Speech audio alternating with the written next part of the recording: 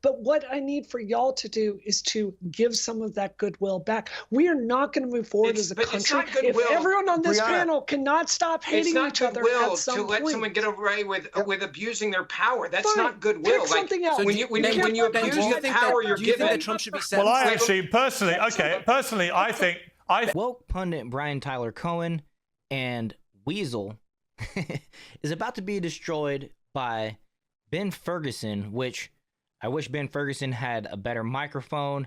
It sounds like he's using a cell phone on speaker, but it is what it is, and this one is glorious. Let's check it out. Let me bring in Brian. I mean, Brian, sure. I thought it was very interesting, this meeting between Trump and Biden. They obviously can't stand each other. They've abused each other all year. But Biden did show him the respect of bringing him to the White House and shaking hands, and they talked about a smooth transition and stuff. I mean, that is good, isn't it? After the mayhem we saw 4 years ago. I mean, I like to see that. What I would hope is that Trump, in his inauguration speech, hits a much more unifying tone than he did in 2016. Right. I mean, I guess we're 8 years into new tone for Trump. It's never going to happen. He is not that person. Biden afforded him every ounce of respect that he couldn't be bothered to show, and that he couldn't be bothered to show Joe Biden or any Democrat over the last 4 years, while he lied about some big lie, and all of these right-wing mouthpieces perpetuated this lie with zero evidence, and they all just claimed that because Donald Trump was too small to admit that he lost, they all claimed that there must be some fraud, which magically disappeared as soon as 2024 rolled around. All right, so there was mass cheating that the Democrats figured out how to do when they didn't control government. But then when Democrats do control government, we just forgot to cheat this time around? The fact is that there is no acknowledgement from the right that for the last 4 years, these Republican officials that are listening to Donald Trump, these Republican mouthpieces like the ones on this panel, all lied because it served their political interests, but now they won't acknowledge that he was lying once it doesn't serve their political interests anymore. All right, Ben, you've got your hand up. Yeah. Let's go back to the question you asked. Is it good for America to see these two men shaking hands and talking? Yes. I actually think it's probably because Joe Biden experienced what Donald Trump experienced for 4 years, and that was people coming after you, trying to undermine you, and having a coup on you. And when the big five of the Democratic Party excommunicated Joe Biden and said, we're going to force you out, I think he was probably the happiest man in America the night that Kamala Harris lost, because it was revenge for them kicking him out. So I think there is a different Joe Biden sitting with a different Donald Trump. I think Donald Trump is different now than he was in 2016. And I think these two men have experienced this level of persecution against them. And there probably is genuinely more respect now for the two of them than there has ever been in the last 8 years. Ben, hang on, Brian. Hang on, Brian. Ben, hang on, Brian. I've got a question for never Ben. heard such lazy commentary in my entire life. Ben, like, Brian, what are you talking about? Joe Biden was the finish. happiest person in the world when Kamala Harris. Let me ask a question. My dude? Excuse me. I run this panel at the moment. Ben, a question for you, Ben, because I put this forward on X and got a lot of blowback from MAGA Republicans. But I said, if Trump really wanted to set a different tone for the second administration, what about pardoning Hunter Biden? Not because I think he's innocent of the crimes, but because it would go a long way, perhaps, to showing the left that Trump is a different person, that he is prepared to forgive and move on. What do you think of that?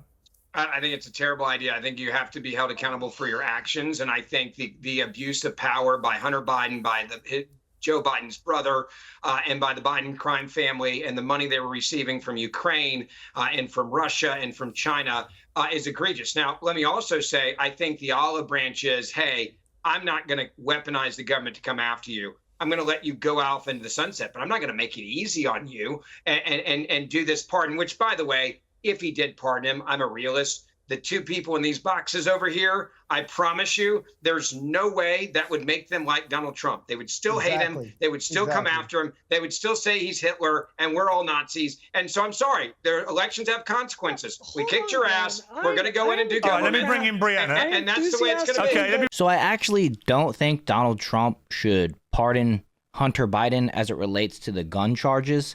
Maybe with the tax case, I believe he has two cases, the tax fraud and the other case where he didn't self-incriminate by checking that he was under the influence of drugs when he filled out the background check form for the FBI when he purchased a gun. And as a two-way advocate, I think it would be a good thing to have that removed from the form, essentially, so that people aren't forced to self-incriminate.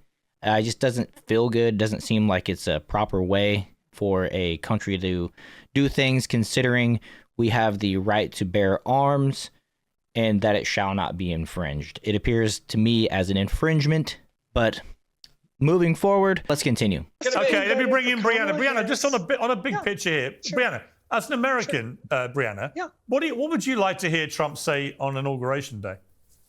I would like to see us find a way to move forward as a country. I've thought so much, Pierce, about what I'm going to do differently this time around, because resistance 2.0 is not what the country needs right now. Don't get me wrong. I am a Democrat. I worked 16-hour days trying to get Kamala Harris elected. This election broke my heart. But at the same time, what is frustrating to me about this panel is I see my fellow Democrats and we're sliding into the same mistakes that brought us here. The American people do not care respectfully about your show viewer count. They don't care about this left versus right nonsense. They are looking for stuff that makes their lives better. So what I am committed to doing is Trump has done some stuff I think is good. I think he's taking a much harder stand on Israel. I like the people he's appointing to represent us and to bring our countries closer together after I think Biden and Kamala Harris have really spit in the Jewish community's face. And, what I'm willing to do as an American, not as a Democrat, so when he does stuff like that, I agree with, I will stand with him. And, Ben, you're wrong. If Trump were to come forward tomorrow and say, for the good of the country, I am pardoning Hunter Biden because these charges are just out of proportion to the issue at hand, that would mean a lot to me. But what I need for y'all to do is to give some of that goodwill back. We are not going to move forward as a country if everyone on this panel cannot stop hating each other at some point. To let someone get away with abusing their power. That's not goodwill. Pick something else. When you abuse the power you're given. That Trump should be sentenced? Well, I actually personally, I think Joe Biden, before he goes out of office, I think he should pardon Trump for the ridiculous Stormy Daniels case. Right. As the person in the bottom right just said, quote, Trump should give some of that goodwill back.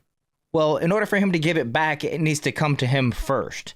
And so this would be an instance where Joe Biden could be the bigger man, right, and actually pardon Trump when it comes to some of these nonsense charges. I don't actually believe that he can be pardoned federally for the Stormy Daniels case. I know the 34 felonies was brought by the state, and so I don't think a president can pardon a state charge.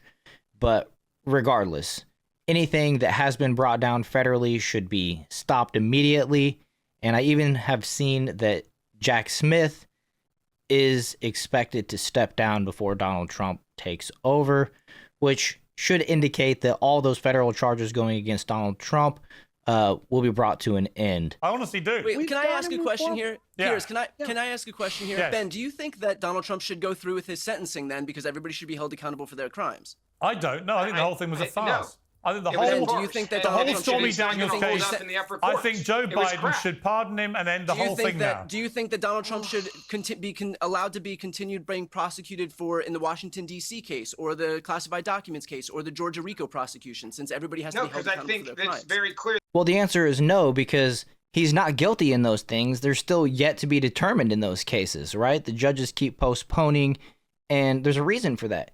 There's little evidence and lots of signs of corruption, especially in the Georgia RICO case involving, District Attorney Fani Willis. So no, you don't go forward with the sentencing on things that people are only accused of without allowing them to have their day in court. That it says you cannot go after a sitting president, and I think we all know it's it's law here. And every time that's not what I asked you. I just answered the question. I just said no. The first thing came out of my mouth was the word no, and then I explained why. You need to listen. So you said everybody should be held accountable for their crimes, but not Trump. The American people just held Donald Trump accountable, and they said they thought it was crap, and they reelected him. That's not how it works. I'm asking you. Yes, it is. You said that everybody should be held accountable for their crimes. And that is exactly why they have said we're going to wind it all down. Okay, That's exactly why. All right, listen, Dave Rubin has to leave in a couple of minutes. Dave, you talked about predictions for elections. It would be remiss of me not to point out that about 9 days before the election, I said this on Fox News. Look, my gut feeling, and I had this in 2016, and when I was saying it and writing it in 2016, people were laughing at me. But I kept saying, I'm getting a feeling that the Trump train is steaming to victory. I get that feeling again now. I've been in LA, I've been in New York. I'm getting a lot of people who did not vote Trump last time, but who are prepared this time, even if they don't like him, they're prepared to vote for him this time to stop Kamala Harris becoming president. I'm going on my gut, and I'm feeling he could actually end up winning quite big. You know, the moral of that story, Yeah. Dave Rubin, is always trust a British gut, is the moral of that story. Yeah, well, the moral of the story, I think, for the progressives is stop being so authoritarian and hysterical and better than everybody, because what you've done is you've taken all of the good liberals of America, of which there are many, and most of them are now Republicans, or at least voting for Republicans. And I would like to say to Brianna, who I've enjoyed watching a bit of her evolution here, is that what I think you're going to find over the next year or two is that consistently you are going to have some differences with people on the right, but they are going to welcome you. They are going to treat you with respect. They're going to agree to disagree, and you're going to have rich conversations and find an awful lot of agreement where you thought there would only be scorched earth. And on the other side of it, you're going to find exactly what you have found over the course of this panel. And I think very quickly that will change your party affiliation. But maybe I'm wrong, because I do get some predictions wrong. We'll see. So I think that was a terrible prediction by Dave Rubin. Brianna will not ever vote for a Republican. The person transitioned over 20 years ago and worked for the Democratic Party, essentially.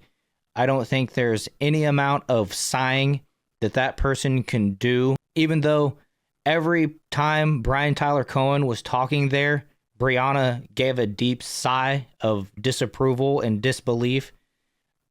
There's no way that Brianna will ever vote for a Republican. But I do believe that is the case for many people in the center or on the left, as the Democratic Party and these woke pundits like Brian Tyler-Cohen and David Pakman continue to cater to the very fringe of the party. Try to make the smallest things the biggest issues and the most relevant thing that we should care about as it pertains to elections.